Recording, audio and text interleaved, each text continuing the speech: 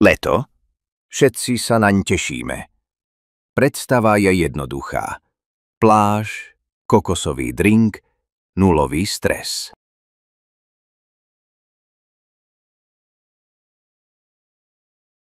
Ráno sa zobudíš, celý spotený.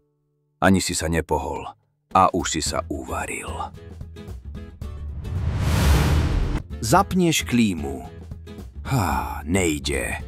Otvoríš okno, komáre ťa privítajú s večerou.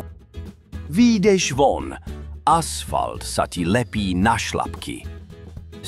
Ideš k jazeru, tam už je celá dedina. Jeden kríčí, druhý sa opaľuje, tretí si púšťa rep na celý les. Ideš si kúpiť zmrzlinu. 3,50 za kopček. A kým zaplatíš? Už tečie po ruke až do ponožky. Osa ti vletí do malinovky a ty ju skoro vypiješ. Ideš na dovolenkový výlet v Tatrách. Prší, samozrejme. A jediné, čo vidíš, sú mraky a vlhké ponožky. A tvoja mama aj tak povie: aspoň sme sa nadýchali čerstvého vzduchu. A večer? Myslíš, že sa konečne ochladí? Nie. Komáre začínajú nočnú šichtu.